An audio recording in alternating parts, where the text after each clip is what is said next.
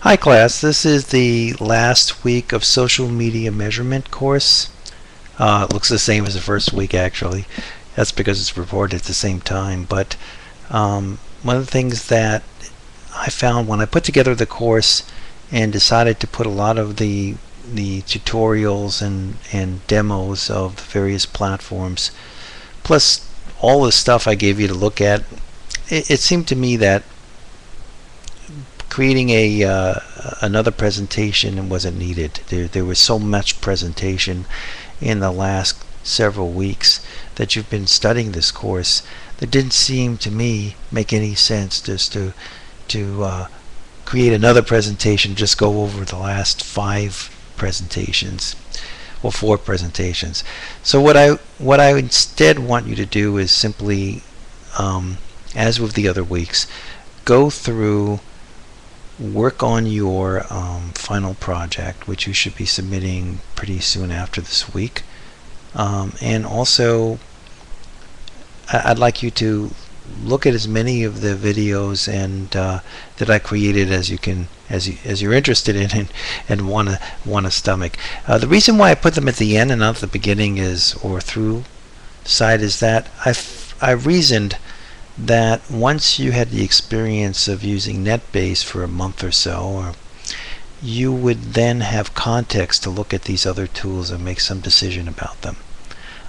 So I first wanted students, assuming that no one's used these tools at all in the past, or they haven't used this level of tool in the past, is to get their feet and their hands wet with NetBase, and then look at Radiant 6 and the other platforms, and then have a better opinion on what works and what doesn't work. You know, as I mentioned at the beginning of the course, there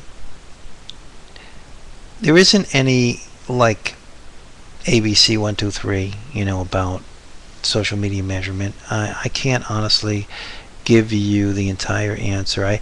I've tried to distill the information as best I could, but I realized that what I've probably done is place a lot of material out here for you to look at, which then can be easily, hopefully, assembled together to create this thing that I talk about, this binding together.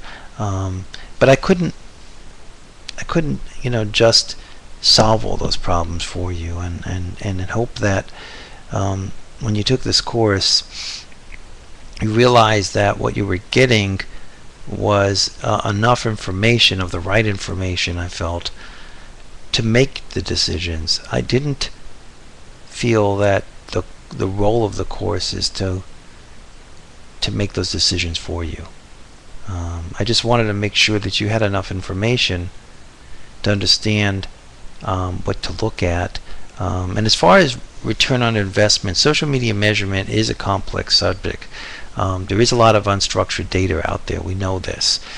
We know that just about everybody out there has been struggling with this, that no one's really figured out exactly how to do it.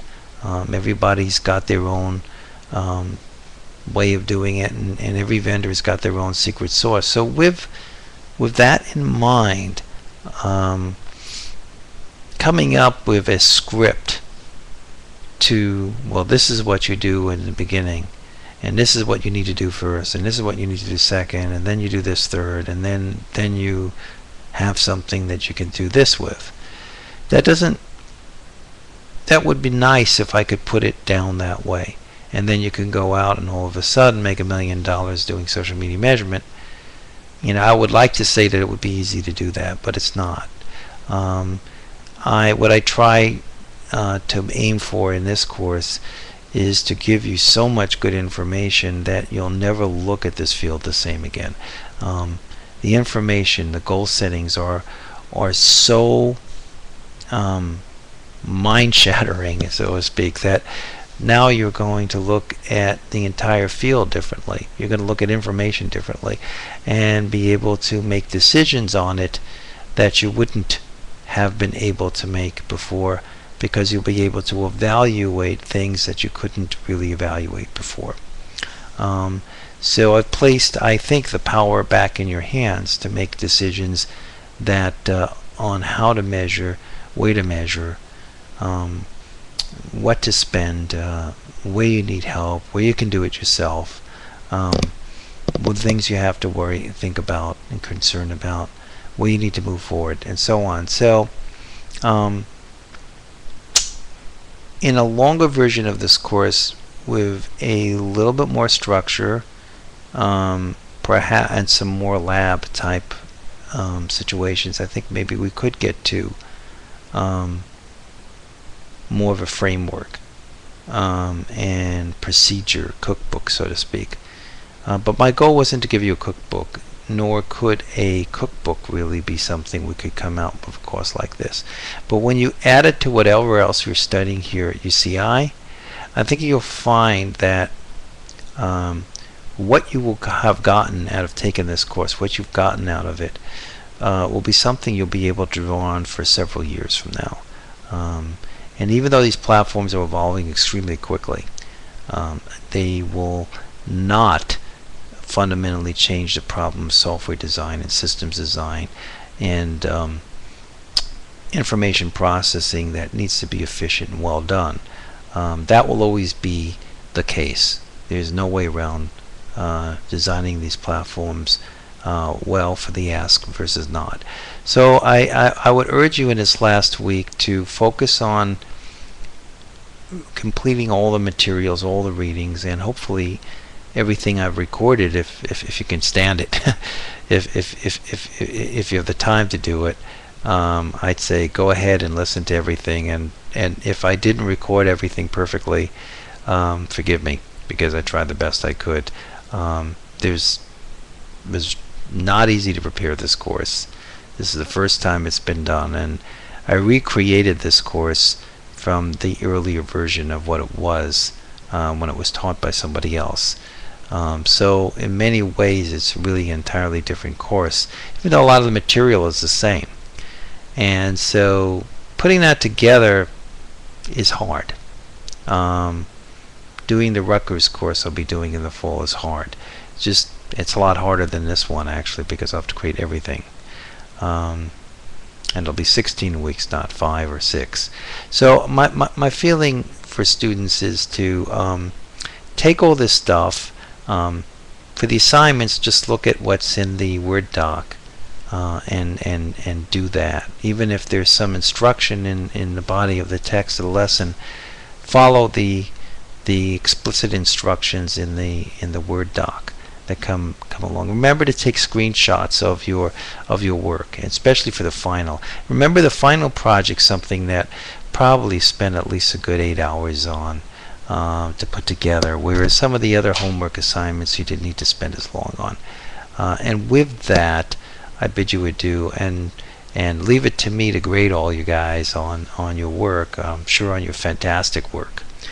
There aren't any quizzes in this course, and it's really your work and your participation, and that's going to be largely manual. But believe it or not, actually that's easier than just giving you a bunch of quizzes that one could argue the questions may or may not be 100% fair.